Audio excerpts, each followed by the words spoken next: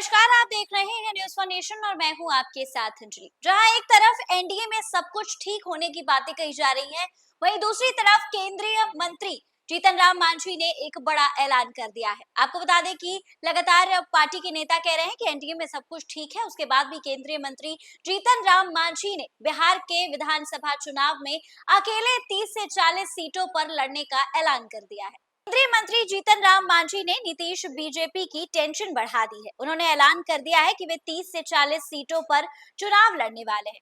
आपको बता दें कि बिहार विधानसभा चुनाव होने में अभी कुछ महीने बचे हुए हैं। चुनाव को लेकर सभी पार्टियां अपने स्तर से तैयारी में जुट गई हैं। पार्टियों में फिलहाल सीट बंटवारे या उम्मीदवारों के नामों की घोषणा को लेकर कोई निर्णय नहीं लिया गया है। लेकिन इसी बीच केंद्रीय मंत्री और हिंदुस्तानी आवाम मोर्चा के प्रमुख जीतन राम मांझी ने बड़ा ऐलान कर दिया है। उनके इस ऐलान से कहीं ना कहीं बीजेपी और जदयू की टेंशन बढ़ गई है।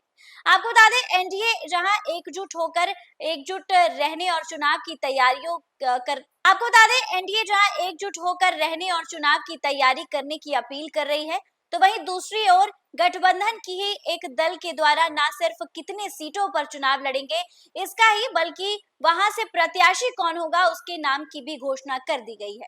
आपको बता दें कि दल कोई और नहीं बल्कि जीतन राम मांझी का दल हम है।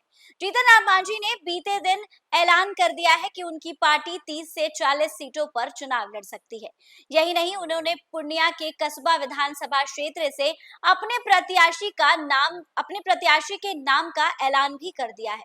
दरअसल जीतन राम मांझी ने शनिवार को कहा है कि आगामी विधानसभा चुनाव में उनकी पार्टी बिहार के 30 से 40 सीटों पर चुनाव लड़ेगी। उन्होंने स्पष्ट कर दिया है कि कसबा विधानसभा सीट पर हम पार्टी का दावा बरकरार रहेगा और पार्टी के जिलाध्यक्ष राजेंद्र यादव भी यहां से उम्मीदवार होने वाले हैं। गौरतलब है कि वर्ष 2020 के विधानसभा चुनाव में राजेंद्र यादव एनडीए के प्रत्याशी थे। कार्यकर्ता सम्मेलन को संबोधित करते हुए मांझी ने कहा है कि पूर्णिया में एक एक्सटेंशन सेंटर खोला जाएगा, जहां पर युवाओं को ट्रेनिंग देकर कार्यकर्ता सम्मेलन को संबोधित करते हुए मांझी ने कहा है कि पूर्णिया में एक एक्सटेंशन सेंटर खोला जाएगा, जहां पर युवाओं को ट्रेनिंग देकर स्वरोजगार के लिए प्रेरित किया जाएगा। इसके साथ ही जीतन राम मांझी ने यह भी कहा है कि इस योजना के तहत 1 करोड़ रुपए तक के लोन पर किसी भी प्रकार की गारंटी नहीं लेनी होगी, जिससे हजारों लोगों को रोजगार मिलेगा और पलायन भी रुक जाएगा। आपको बता दें कि मांझी ने अपने संबोधन में प्रधानमंत्री नरेंद्र मोदी की जमकर तारीफ की और उन्होंने कहा कि गरीबों के मसीहा हैं। उन्होंने कहा है कि मोदी जी 2040 तक भारत को विकसित बनाने के लक्ष्य के साथ काम कर रहे हैं और उन्हें सफलता जरूर मिलेगी।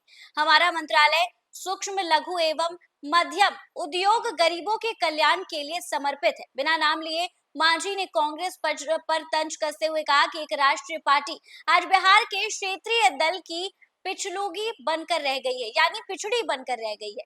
उन्होंने आरोप लगाया है कि महागठबंधन के नेता समाज को बांटने और हिंदू मुसलमानों को भड़काने की कोशिश में लगे हुए हैं। मांझी ने कहा कि वह प्रधानमंत्री मोदी की कृपा से केंद्र में मंत्री बने हैं और केंद्र सरकार की योजनाओं गरीबों की मुख्यधारा से जोड़ने का काम कर रहे हैं।